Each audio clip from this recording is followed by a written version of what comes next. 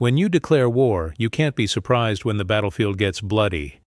In the week following Arissa LeBrock's now infamous "You're All Fake" promo, the backstage atmosphere at All Elite Wrestling went from tense to toxic. The women's locker room, once a place of camaraderie and professional respect, had been fractured into two camps, those who were openly furious with Arissa and those who were silently terrified of her. She had become a pariah, an island of one. She would arrive at the arena, warm up in a private room, and walk to the ring alone. No one spoke to her. No one made eye contact. The other women would part like the Red Sea when she walked down a hallway. This isolation didn't seem to bother her. In fact, she seemed to thrive on it. It was, in her mind, a confirmation of her entire ideology. They were performers who socialized and played their parts, while she was a fighter who was there only to win. AEW management, led by Tony Khan, was in an impossible position. Arissa LeBrock was now arguably the biggest star in the entire company. Her segments were drawing the highest ratings, her merchandise was selling out, and her name was a constant trending topic. But she was also a live wire, a source of legitimate backstage animosity that threatened to boil over.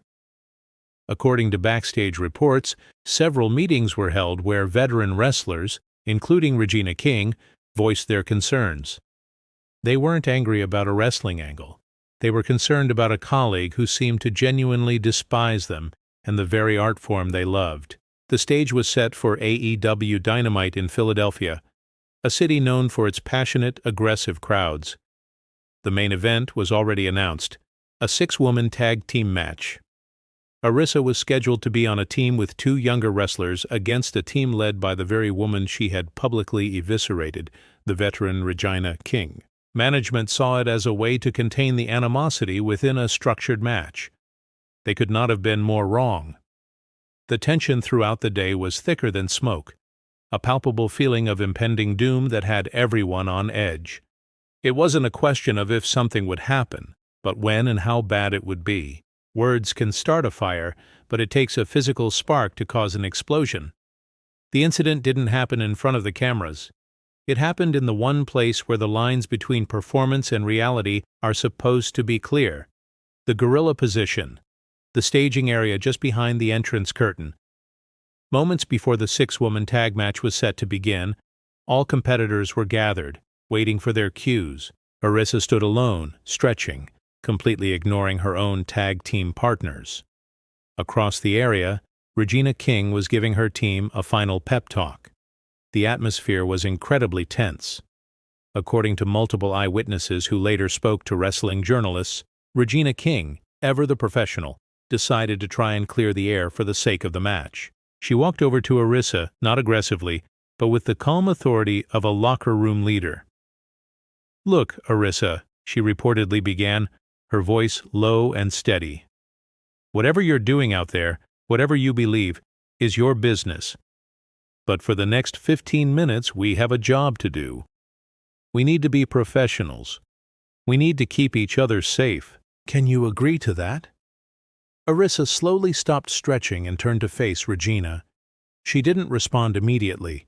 Instead, she looked Regina up and down with an expression of pure, unadulterated disdain. "Professionalism?" Arissa finally scoffed, her voice dripping with venom. "Is that what you call this? Going out there and performing your little dance for these people? Keeping each other safe is just a code word for don't make it look too real.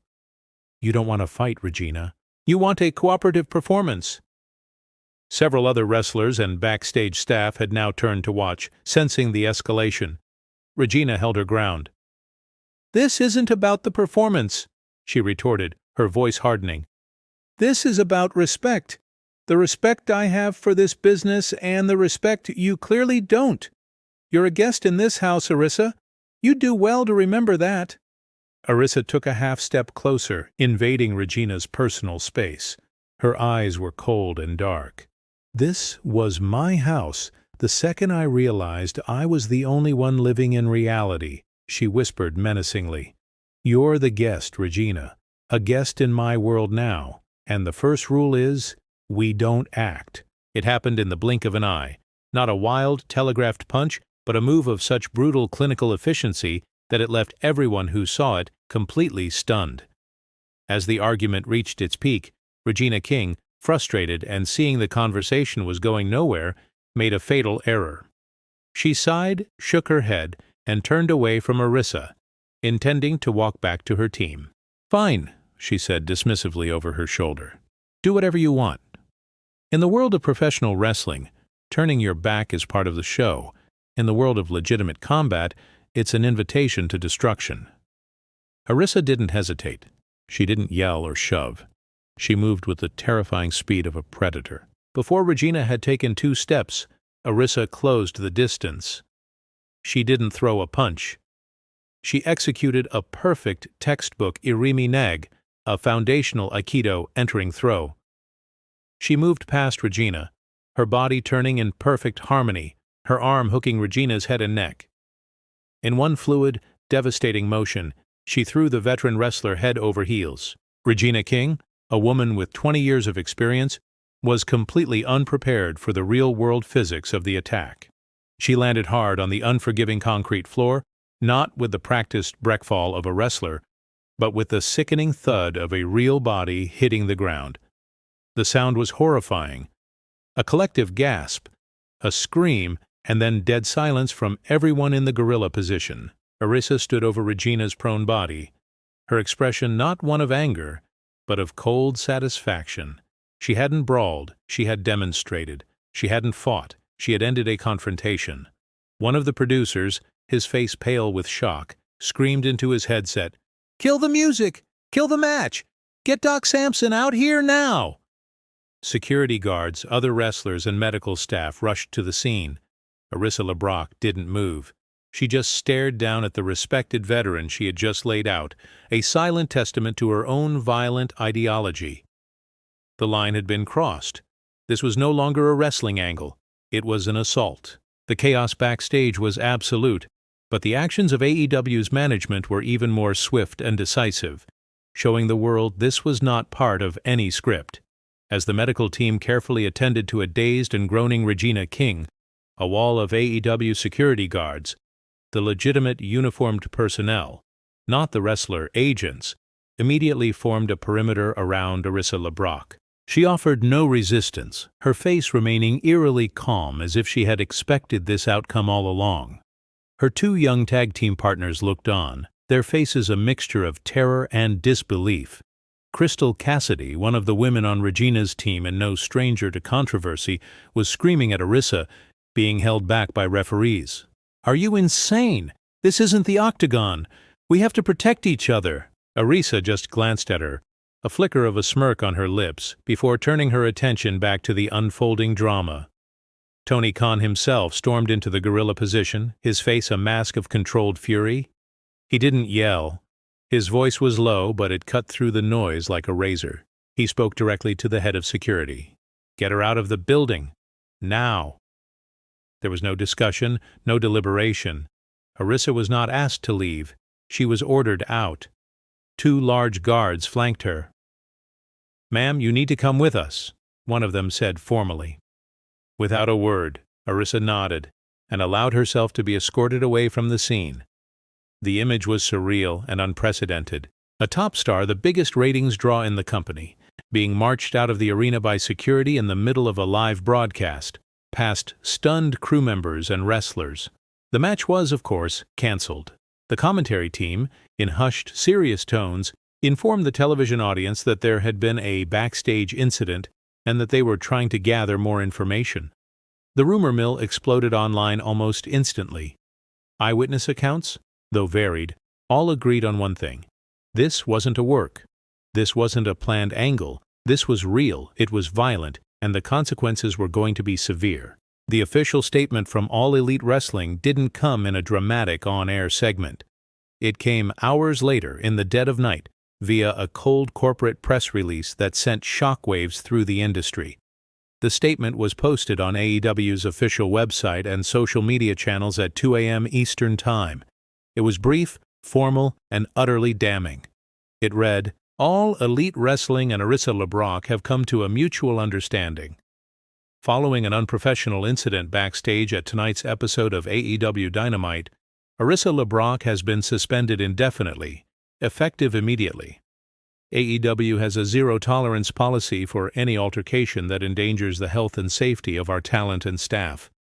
We wish Regina King a full and speedy recovery.